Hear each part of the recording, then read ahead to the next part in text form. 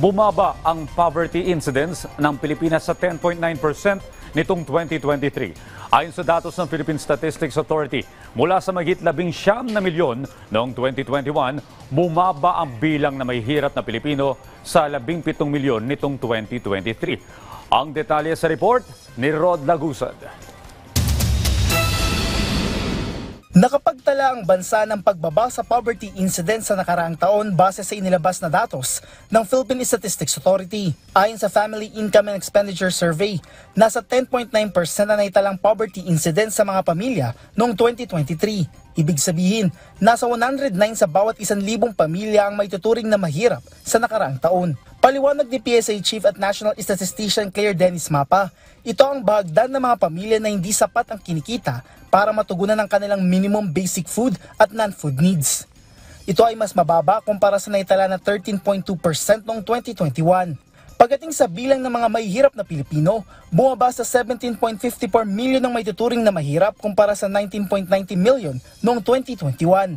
Despite that, na may pagtaas sa ating food threshold na medyo substantial dahil sa food inflation, tumaas ng mas mabilis yung ating kita, no? Yung kita ng mga pamilya, mas tumaas ang kita, mas mabilis yung pagtaas ng kita doon sa mga pamilya na nasa bottom. Anya, ito ang pinakarason kung bakit bumaba ang poverty incidence. Ang National Average Poverty Threshold para sa may 5 miyembro na pamilya sa taong 2023 ay nasa 13,873 pesos kada buwan.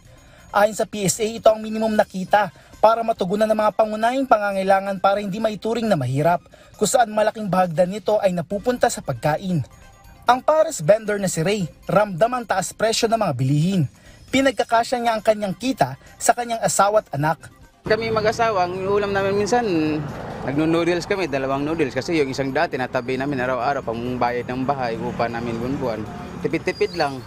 Minsan sa umaga, nagkakape lang kami, tanghalian, hapunan, doon lang kami kumakain. Kain naman 3 beses sa isang araw, pero kailangan lang, tipid-tipid lang muna. Kasunod naman ng 9,581 pesos na naitalang food threshold o nasa 64 pesos bawat tao sa isang pamilya na may 5 miyembro para sa isang buong araw.